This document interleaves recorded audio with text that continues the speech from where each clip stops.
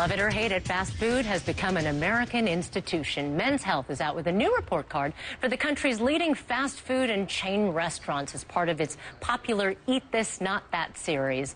My friend Dave Zinczenko, editor-in-chief of Men's Health, author of Eat This, Not That, is here to show and tell. This is really interesting. You gave your first A, and we'll get to that in just a moment. But first, I want to take a look at the 10 worst places list. Your criteria: calories, fat, sodium, no surprise there. Among the worst performers, Cheesecake Factory, TGI Fridays, and IHOP. Were there any surprises as you look on that list there, Dave? Not really. I mean, that kind of reminds me of my junior high report card. It's what you see there, if you look at it, is most of them are sit-down chains, okay? And one of the problems is we looked at everything. We looked at average calorie size, portion size, calories, fat, sugar. We dinged people for reliance on trans fats. And one of the problems is that 1 in 4 Americans are eating in restaurants. A restaurant meal, and there's nobody holding them accountable. And that's what Eat This, Not That is trying to do. In these cases, what we're looking at is, in many cases, monstrous calories in many cases, in healthy-sounding food. Yeah, exactly. In many cases, it's enough calories for the entire day. So let's get to it. I want to take a look at the Cheesecake Factory's Grilled Shrimp and Bacon Club. It's there at the end there. It sounds pretty healthy, but it's a huge sandwich, right? Well, it's a huge sandwich, and it's 1,900 calories. Okay, they are clubbing you over the head with a day's worth of calories, saturated fat, sodium, and that's one of the big problems. It's very hard to get the nutrition information, which is why they earn the F in our restaurant report card. We have to set them back a grade now. And the good news is they just recently came out with a Skinnylicious menu, so they do have some healthy items on there now. Yeah, let's take a look at the plate right next to it, the ribs from Jack Daniel's. 1,640 calories. That's equivalent to 3 large bags of Doritos. That is unbelievable. I mean, yeah. Americans love ribs too, so this isn't the one you should order. No, I mean, that's 66 grams of fat. That's 1,600 calories.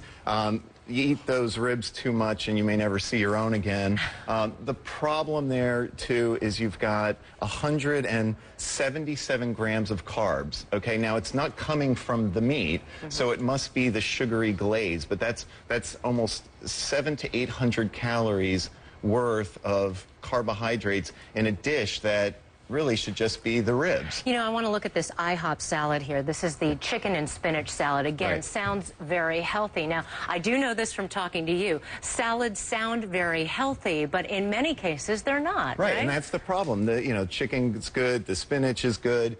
Everything else is a fat fest. I mean, that has more fat than anything else on their menu. And so you're talking about 1,600 calories, 118 grams of fat, and 2,400 milligrams of sodium, which is more than a day's worth. So, IHOP gets the F. Maybe we rename them iFlop. All right. I want to take a look at the 10 best restaurants list. Again, you gave your first ever A to Subway. Jamba Juice is also there, Chick-fil-A. Let's take a look at this Subway sandwich here. You gave it an A. You gave Subway an A. It's a turkey breast and Black Forest ham 6-inch sub. I mean, when I'm on the road, I often stop at Subway, so this is really good news for me. This is something you should order. Yeah, this is an express train to good eating. You're getting your meat, you're getting your ham and turkey, but you're doing it for around 350 calories. Subway was one of the first to introduce really healthy, nutritious options on the menu. They pledged also this year to lower their sodium counts. That's happening, so they have a very It all started with that guy who lost all that weight. Jared, who we actually profiled in Men's Health. It was like weird diets at work, and this guy is like holding up his pants, and they said, hey, that could be a great campaign for us. Well, that's good. That's good. Let's talk about this sandwich from Chick-fil-A.